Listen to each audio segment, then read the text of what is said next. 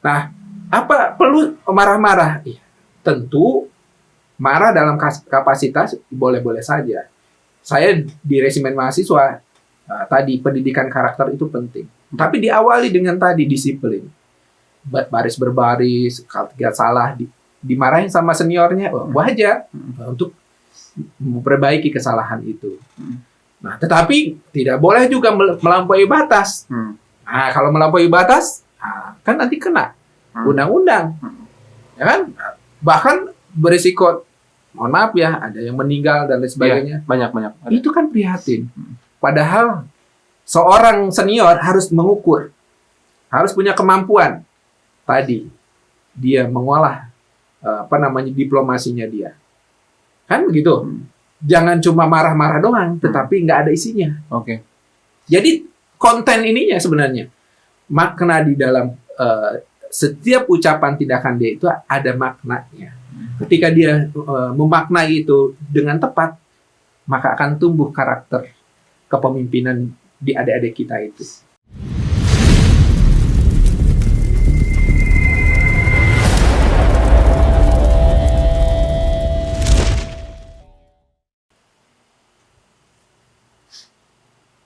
Wow, belajar jadi seru. Kok bisa? Bisa dong. Assalamualaikum warahmatullahi wabarakatuh, teman-teman semuanya, apa kabar? Hari ini ketemu lagi dengan saya Zulfikar dari Revolusi Belajar. Dan hari ini kalau saya sedang ada orang di samping saya, otomatis konten kita hari ini kita akan mewawancari seorang tokoh kepemudaan yang sudah banyak melintang, sudah banyak pengalaman dalam dunia kepemudaan, dan kita akan berbagi, mencuri ilmu, bukan mencuri ya, ingin tahu tentang pengalaman beliau selama di kepemudaan. Dan di sebelah kanan saya ada Bung, atau Bang nih Bang panggilannya? Bung Medi Sumedi. Oh, Bung Medi Sumedi, sarjana hukum. Oke Bang. Terima kasih loh Bang Medi. Siap. Sudah mau hadir di sini, sudah mau menerima kami, sudah mau menerima untuk direpotkan oleh kami di sini. Siap. Jadi Bung Medi ini sekarang beliau menjabat sebagai Ketua Umum Poknas. Poknas itu adalah Perserikatan Organisasi Kepemudaan Nasional.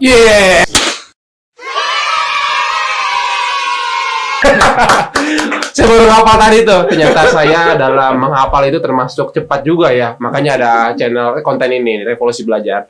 Oke, Bung Medi. Siap. Poknas itu boleh nggak Bung Medi jelasin apa sih? Jujur, mungkin bagi saya baru tahu tentang Poknas. Boleh Bung Medi jelasin ke teman-teman semua biar siapa tahu dengan penjelasan Bung Medi mereka mau ikut terlibat gitu seperti Bung Medi. Baik. Terima kasih. Assalamualaikum warahmatullahi wabarakatuh. Waalaikumsalam warahmatullahi wabarakatuh. Sejahtera untuk kita semua. Om Swastiastu, Nama Budaya, Salam Kebajikan. Alhamdulillah. Terima kasih nih sudah kedatangan sahabat saya, rekan saya, dan mudah-mudahan ini di Revolusi Belajar betul-betul nanti bisa bermanfaat. Nah, apa sih tadi berkait pertanyaan apa sih Poknas itu? Betul Pak. Poknas itu adalah kalau kepanjangannya adalah Perserikatan Organisasi Kepemudaan Nasional. Nah, organisasi ini sebagai wadah berhimpun bagi organisasi kepemudaan nasional. Kurang lebih di pendiri Poknas ini ada 30 organisasi kepemudaan nasional. Namun kemarin tanggal 15 Februari 2020 kami melaksanakan kongres, pesertanya sudah bertambah menjadi 54 organisasi kepemudaan nasional. Jadi cukup banyak. Tentu mungkin adik-adik atau teman-teman, saudara-saudara bertanya, apa sih bedanya dengan Komite Nasional Pemuda Indonesia? Oh ya, KNPI. KNPI. Ya, ini Poknas, ini KNPI. Nah, Komite Nasional Pemuda Indonesia tentu itu sama juga, wadah berhimpun bagi organisasi kepemudaan. Nah, yang berdiri tahun 73. Kalau Komite Nasional Pemuda Indonesia, KNPI disingkatnya. Nah, ini kiprahnya luar biasa. Tentu dalam perjalanannya ada naik turunnya. Dan hari ini Komite Nasional Pemuda Indonesia agak seperti gelas pecah. Pecah ya. Tentu ini menjadi keprihatinan kita. Dan Poknas tentu menjadi salah satu yang ingin ada kepedulian untuk itu. Maka kami pun berhimpun untuk bagaimana pemuda ini bersatu kembali. Seperti dulu dalam sejarahnya 10 tahun yang lalu, Poknas tadi menyatukan KNPI. Oke. 10 tahun yang lalu Ya. di Kongres Bogor, Poknas menyatukan. Dalam sejarahnya menyatukan Komite Nasional Indonesia. Dia pecah. Nah, di tahun-tahun ini pun ya kami punya harapan bahwa Poknas juga bisa menyatukan KNPI yang hari ini pecah 4. Oke. Yaitu. Pecah 4. Namun yang paling dari 4 ini yang cukup punya pengaruh besar, ada 2 kekuatan, yaitu KNPI-nya Haris Pratama, kemudian yang kedua adalah KNPI-nya Nur Fajriansah. Gitu. Nah, ini dihasilkan dari Kongres Bogor. KNPI Bogor, Oke. Kongres KNPI di Bogor, menghasilkan 2 kepengurusan yang sampai saat ini eksistensinya masih ada. Nah, sementara yang lain tentu kami tidak memandang sebelah mata, tetap ada. Itu salah satunya adalah KNPI-nya Cupli dan lain-lain. Jadi, nah ini kan menjadi keprihatinan kita. Maka sekali lagi Poknas hadir. Poknas hadir ingin tadi memberi jembatan untuk bisa paling tidak teman-teman ini ayo kembali bahwa sila Pancasila terutama ketiga adalah persatuan Indonesia. Betul. Persatuan Indonesia. Tentu ya pemuda harus menunjukkan jati dirinya, harus bersatu. Kalau pemudanya bersatu, insya Allah Indonesia juga akan terus utuh bersatu. Jadi kunci kemajuan Indonesia adalah persatuan Indonesia. Begitu. Nah, ini harapan kami Poknas, bagaimana pemuda bersatu sehingga pembangunan Indonesia ke depan betul-betul terjamin, betul-betul dikawal, karena visi Indonesia hari ini adalah bagaimana Indonesia mencapai kemajuannya itu di tahun 2045. Jadi di tahun 2045 itu Indonesia menjadi Indonesia emas. Oh, Nah, 100 tahun Indonesia emas Satu abad ini ya? Nah, tinggal berapa tahun lagi? 25 Bang. 25 tahun lagi. Sebentar lagi. Nah, tentu tonggaknya harus tancapkan dari sekarang. Seperti dulu Indonesia merdeka di latar belakangi oleh tadi 28 Oktober. Ya, 28 Oktober tahun 2028. 2008. Oh iya, oke. 17 tahun kemudian Indonesia merdeka. Nah, ini juga bagaimana 2045 tadi dibangun fondasinya dari sekarang, pemudanya bersatu sehingga 25 tahun ke depan Indonesia betul-betul menjadi negara maju. Oke. Dari semua aspek kehidupan, termasuk juga tadi teknologinya dan lain sebagainya, terutama kesejahteraannya. Karena dengan target tadi Indonesia emas ini, pendapatan per kapita penduduknya harus besar. Oke. Gitu. Sehingga kita menjadi targetnya menjadi 5 negara, urutan nomor 5 menjadi negara maju. Jadi Indonesia harus nyampe tuh ke tangga 5 besar. Itu kuncinya salah satunya persatuan. Oke. Gitu. Siap. Berarti dengan adanya Poknas ini tujuannya adalah mengembalikan semangat para pemuda untuk ikut terlibat, sehingga dengan bersatunya pemuda membuat Indonesia lebih kuat lagi Bang ke depannya gitu ya. Siap. Oke. Bung Medi, kan Zul lihat di profil Bung Medi juga ternyata pengalaman organisasinya wow nih, kayak tagline-nya Revolusi Belajar nih Bang. Iya. Bang, Abang pernah menjabat sebagai Ketua Umum Mahasiswa Pancasila. Betul. Nah, mahasiswa Pancasila. Betul. Pastinya juga teman-teman di rumah belum tahu apa tuh mahasiswa Pancasila. Boleh nggak Bang, Bung Medi? Siap. Menjelaskan Siap. mahasiswa Pancasila, mungkin saya baru taunya kayak pemuda Pancasila. Siap. Kalau mahasiswa Pancasila itu ada kemiripan nggak sih Bang, atau gimana? Nanti saya jelasin ya. Jadi saya aktif di organisasi itu bukan sekarang-sekarang saja. Memang dari dulu sekolah ya. Oke. Dari SD kelas 4 saya sudah aktif pramuka. Oke. Udah pergi ke mana-mana tuh. Udah camping kemana-mana, Udah Bang. camping kemana tuh. Oh iya. Udah berani jalan. Udah masuk sawah gitu ya. Udah. Belum sawah ya. Nah, begitupun SMA, kemudian di perguruan tinggi. Saya kebetulan ngambil Fakultas Hukum waktu itu. Kemudian juga di semester pertama sudah masuk resimen mahasiswa. Wow. Dulu resimen namanya Mahawarman. Saya masuk Jawa Barat karena Banten belum berdiri. Nah, resimen mahasiswa inilah yang menggembleng saya. Dan di semester 3, alhamdulillah karena tadi kepercayaan teman-teman, saya menjadi ketua senat Fakultas Hukum. Wow, oke. Semester 5 saya kebetulan jadi Asesjen Ismahi, Ikatan Senat Mahasiswa Hukum Indonesia. Waduh. Kemudian di semester akhir, di semester 7 saya jadi presiden mahasiswa. Oh, presiden mahasiswa kampus. Waduh. Di kampus saya, di kampus Universitas Sultan Ageng Tirtayasa Banten. Disitulah tempat saya belajar, terutama belajar organisasi. Banyak yang sudah saya lakukan. Bagaimana tadi membangun organisasi dari yang tidak ada menjadi dia besar, tumbuh besar, dan banyak sekali kegiatan-kegiatan selain tadi organisasi itu yang sifatnya kepemimpinan juga olahraga juga saya masuk. Saya juga pendiri namanya Tapak Suci Untirta Banten. Oh, Tapak Suci. Oh, Ya. Tapak Suci, maaf, yang silat itu kan. Silat. Oh, waduh, berarti nggak boleh. Macam nih saya nih. Jadi bahkan pernah ikut kejuaraan juga di Unibrau Malang. Waktu itu kejuaraan nasional. Dan alhamdulillah babak belur kita. Kira alhamdulillah menang, babak belur orangnya. Oke. Tapi alhamdulillah tidak. Kita dapat berapa medali gitu tuh. Oke. Tim kita gitu. Alhamdulillah.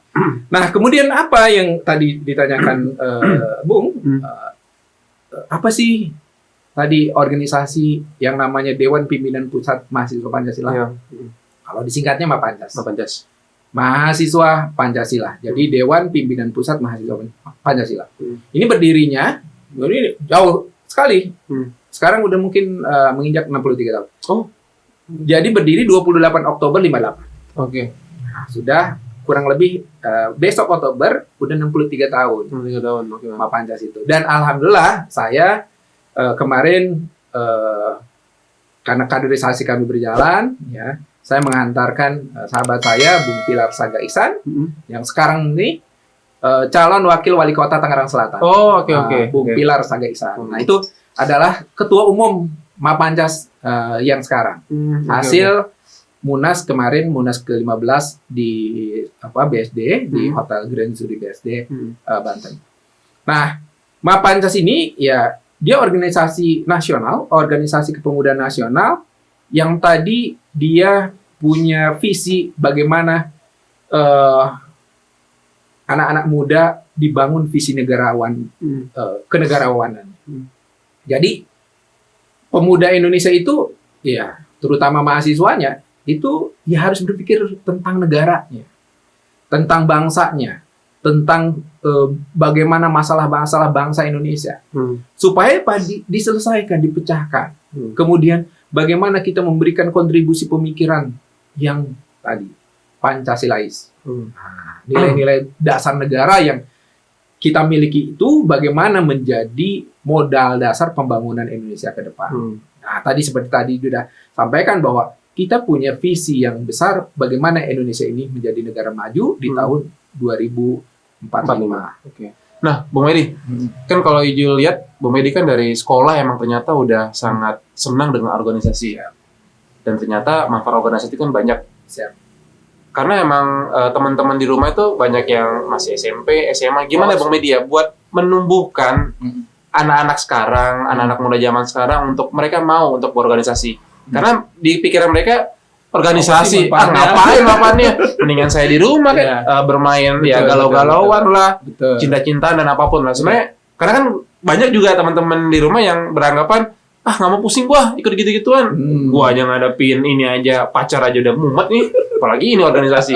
Gimana Bung Medi? Baik. Untuk menumbuhkan semangat mereka sebagai anak biar mau berorganisasi, dan mungkin bagi orang tua tahu nih cara triknya nih biar anak saya mau berorganisasi, yang tadi nggak pede akhirnya menjadi pede, yang tadi ya nggak mau ketemu orang, mageran, akhirnya mereka mau gitu untuk terlibat. Memang yang paling Pertama, tentu yang harus tadi, apa sih yang membangun motivasi teman-teman untuk mau berorganisasi? Pemahaman yang paling penting adalah tadi, bahwa dia punya cita-cita.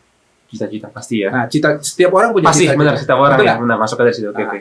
Nah, cita-cita ini ya bisa diraih atau dicapai dengan kita melalui prosesnya, tahapannya. Salah satu misal, kita mau jadi pengusaha, dia harus belajar bagaimana menjadi pengusaha yang baik. Paling tidak dia harus membangun usaha kecil. Terus tumbuh. Begitu juga di organisasi. Kalau kita mau impian kita, cita-cita kita menjadi pemimpin yang membuat sejarah baru, nah itu harus ada motivasi tadi. Mau nggak kita membuat sejarah baru buat kita, buat diri sendiri, belum buat orang lain, buat diri sendiri, buat sejarah. Kalau orang tuanya dulu misal dia seorang pengusaha, ya paling tidak dia juga punya motivasi sebagai seorang pengusaha. Atau dia misal orang tuanya dia seorang atlet seperti Bang Icuk Sugiarto yang mendunia. Iya, gitu. Pengalaman beliau luar biasa, ini menginspirasi. Kenapa beliau berhasil? Karena ada motivasi yang besar, yang kuat, dan itu tidak dibatasi oleh aturan-aturan. Mohon maaf ya, misal orang tua yang mengekang dan sebagainya, dia harus berusaha keras. Bahkan beliau latihannya, saya dapat cerita Bang Icuk, orang lain belum bangun, dia udah latihan dari jam 5 subuh setelah sholat subuh. Latihan. Begitu kerasnya, tapi dia menghantarkan menjadi tadi seorang atlet yang mendunia. Gitu. Nah, di organisasi juga sama. Sekali lagi, ketika kita menjadi ingin punya cita-cita, arahkan tadi. Langkahnya harus kita jelas. Tahapannya harus kita ikuti. Sehingga apa yang kita inginkan bisa tercapai. Tadi, kita harus buat sejarah baru buat kita. Seperti dulu Soekarno buat sejarah bangsa Indonesia. Ada motivasi yang besar bahwa Indonesia harus merdeka. Betul nggak? Motivasi besar itu beliau betul-betul akhirnya menjadi seorang tokoh besar, seorang tokoh revolusi, seorang tokoh yang hari ini tidak ada yang tidak mengenal yang namanya Soekarno. Bahkan ya tentu kita pun jangan bangga dengan masa lalu saja. Oke, betul. Wow, Soekarno hebat. Nah, kita buatlah Soekarno lain. Sahabat-sahabatnya, adik-adik nih, calon pemimpin masa depan. Maka harus diarahkan dari sekarang apa tadi? Nah, dalam hatinya harus punya tekad kuat, semangat kuat, sehingga cita-cita itu akan dengan sendirinya akan bisa diraih. By proses, perlahan demi perlahan pasti akan tercapai. Tadi buatlah sejarah kalian sendiri. Jangan bangga dengan sejarah masa lalu, tapi diri sendiri tidak pernah membuat sejarah. Akhirnya sekarang banyak orang yang, mohon maaf ya, kayak misal YouTuber.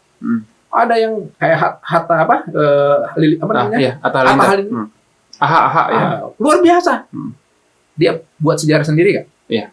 Dia buat sejarah sendiri. Seorang YouTuber yang akhirnya penghasilannya juga luar biasa.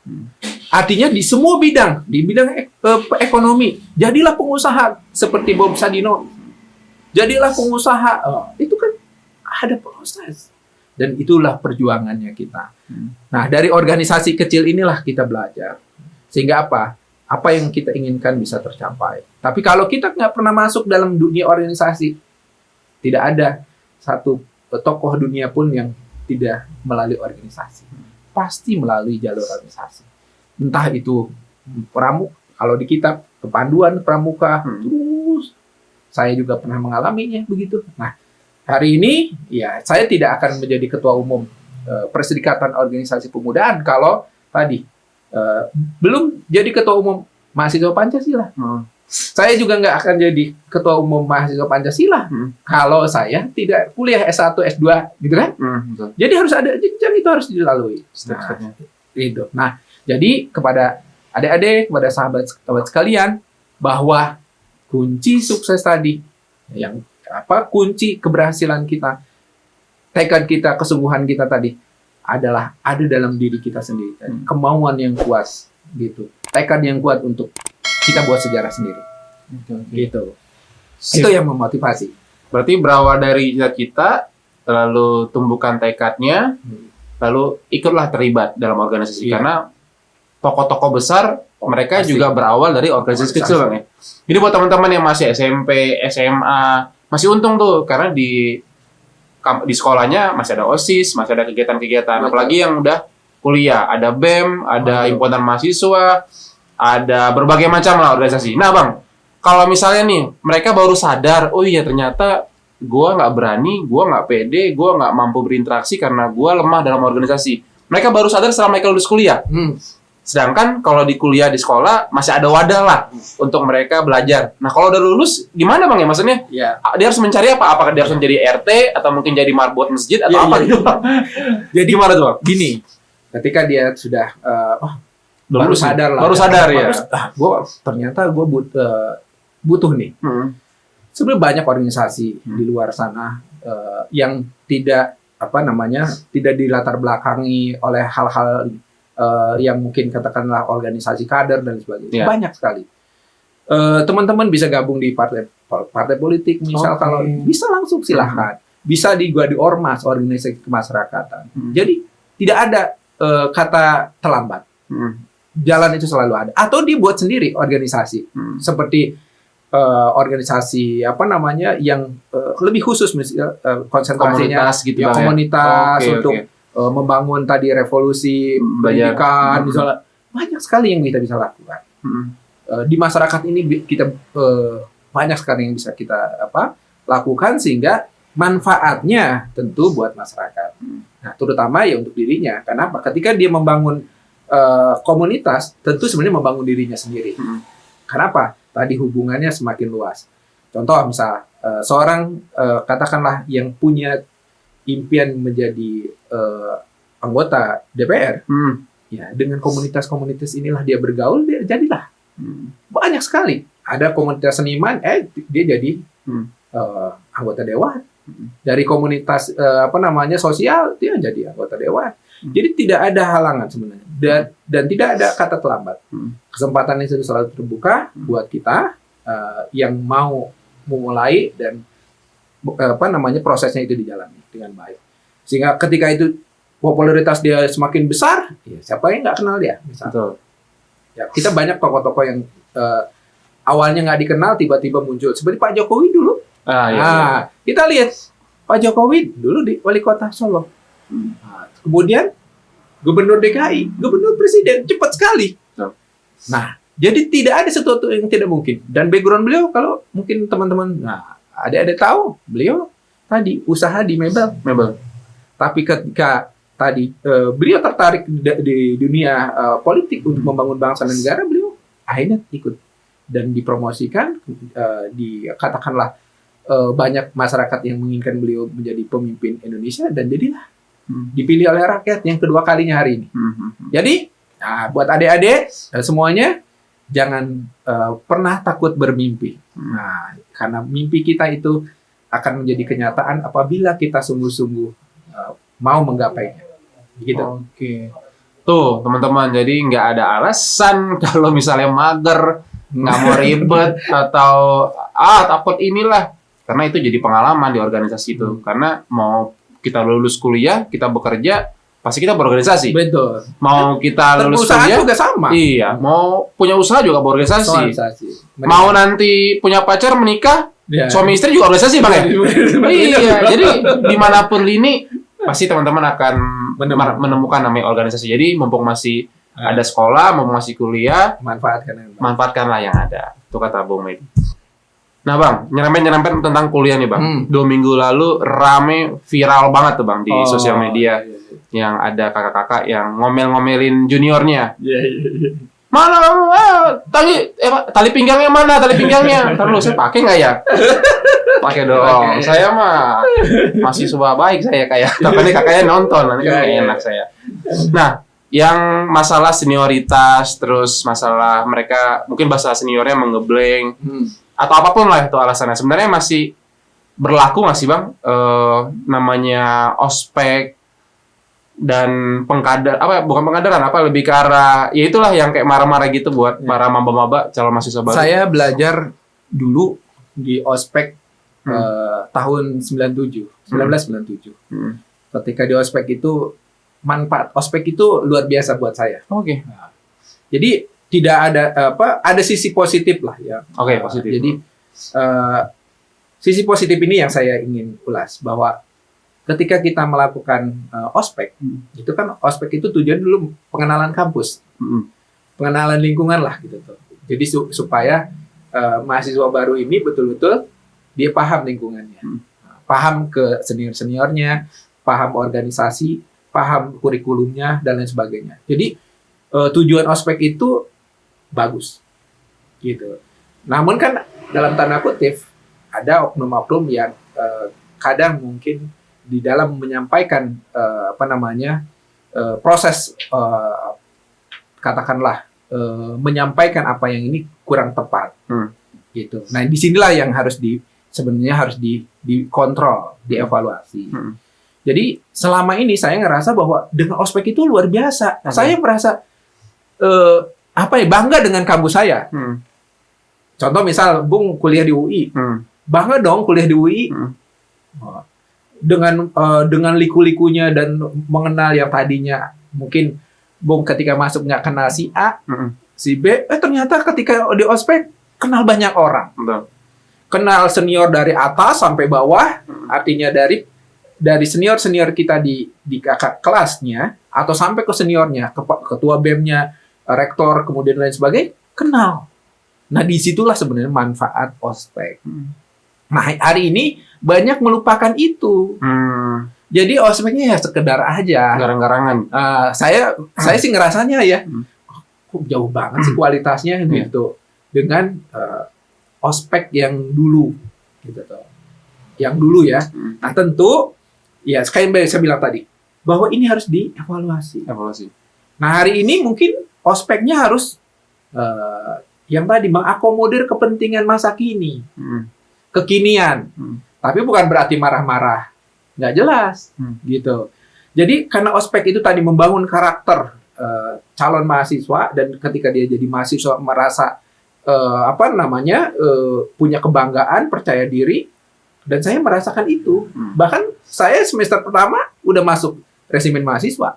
Kenapa? Ada ospek. Kalau nggak ada ospek nggak bisa saya masuk. Semester 3 saya menjadi ketua BEM Fakultas Hukum karena ospek, karena saya mengenal organisasi. Tapi kalau nggak ada ospek, hanya sekilas saja, itulah tidak mengena, nggak kena sasarannya ospeknya. Nah mudah-mudahan di era modern saat ini, ospeknya tadi disempurnakan lagi, dievaluasi lagi yang sesuai dengan kekinian zamannya sekarang. Nah, apa perlu marah-marah? Ya, tentu marah dalam kapasitas boleh-boleh saja. Saya di resimen mahasiswa tadi pendidikan karakter itu penting. Tapi diawali dengan tadi disiplin, baris berbaris, kalau salah dimarahin sama seniornya, wajar untuk memperbaiki kesalahan itu. Nah, tetapi tidak boleh juga melampaui batas. Nah, kalau melampaui batas, kan nanti kena undang-undang, ya kan? Bahkan berisiko, mohon maaf ya, ada yang meninggal dan lain sebagainya. Banyak. Itu kan prihatin. Padahal seorang senior harus mengukur, harus punya kemampuan tadi dia mengolah diplomasinya dia, kan begitu. Jangan cuma marah-marah doang, tetapi nggak ada isinya. Jadi konten ininya sebenarnya makna di dalam setiap ucapan tindakan dia itu ada maknanya. Ketika dia memaknai itu dengan tepat, maka akan tumbuh karakter kepemimpinan di adik-adik kita itu. Rasa memiliki dan kebanggaan itu akan luar biasa. Itu yang saya garis bawahi, bahwa kembalilah gitu tadi, ospek yang sesuai, ya, yang mengedepankan nilai-nilai dasar Pancasila yang sudah kita yakini bahwa dasar nilai negara inilah yang harus kita junjung tinggi, supaya apa tadi ketika kita ospek pun kita harus punya batasan-batasan gitu. Tadi kemanusiaan yang adil dan beradab kan harus beradab, jangan sampai nggak beradab. Masa ospek nggak beradab? Nah, ketika tidak berperadaban, ya resikonya kan besar. Nah, ketika jamnya sholat, misal bagi muslim ya sholat. Nah, kenapa sholat berjamaah? Disiapkan ininya, kesempatannya. Jangan jamnya sholat masih juga di lapangan, dikasih ruangnya. Kemudian apa? Bermusyawarah. Ketika ada konflik di dalam ya dimusyawarahkan. Itulah pembelajaran sehingga mewujudkan keadilan sosial bagi seluruh rakyat. Keadilan tadi akan terpenuhi. Jadi ini saling bersinergi sehingga tujuan dari OSPAK itu betul-betul terwujud. Begitu, Bung. Tuh, teman-teman. Ospek itu positifnya banyak. Tapi yang negatifnya kebanyakan ya dari modus-modus para senior ini. Ya, marah-marah. Iya, tanggung jawab tadi. Mungkin marah-marahnya sok garang padahal bisa nomor HP dong. Ya, gimana nih senior? Iya. Dan pastinya ospek emang banyak hal yang positif Bang ya buat teman-teman semua, terutama buat kedekatan dan biar apa namanya tadi keakraban itu tumbuh ya. Gitu. Cuma tetap harus sesuai dengan kemanusiaan dan kalau ada apa-apa ya harus dimusyawarahin Bang ya. Iya. Gitu buat yang kemarin ditegur-tegur sama seniornya ya udah. Yang salah sebenarnya yang rekam Bang kayaknya. Kenapa di-upload? Kan jadi malu itu senior-seniornya jadi ketahuan tuh mukanya. Siap. Oke. Bung Medi, terima kasih banyak waktunya, terus mau menerima kedatangan kami tim Revolusi Belajar, terus mau menyempatkan waktu. Amin Bang. Buat Revolusi Belajar. Waduh, amin. Bung Zulkifli juga sehat. Siap Bang, siap. Teman-teman juga sehat semua. Siap. Oke, teman-teman, terima kasih banyak sudah menonton channel ini dan pastinya kita akan menampilkan materi-materi yang berbeda lagi. Yang jelas hari ini tetap semangat. Terus semangat untuk berorganisasi, semangat untuk memimpin Indonesia, semangat untuk memajukan Indonesia. Terutama target kita 2045, 1 abad Indonesia, kita udah harus masuk 5 besar dunia nih, jadi yang terbaik. Keren nggak? Oke, teman-teman, terima kasih banyak. Bung Medi, biasa kan setiap akhir nih selalu kita tutup dengan tagline Bang yang tadi Bang, yang wow gitu. Gimana? Saya ajarin dulu Bang ya. Wow, belajar dari seru. Kok bisa? Bisa dong. Jadi kita sambil love Pak. Oke? Kita mulai Bang ya? Iya. Wow. Belajar dari seru. Kok bisa? Bisa dong. Oke teman-teman, terima kasih. Saya Zulfikar dan sebelah saya Bung Medi. Sampai ketemu lagi.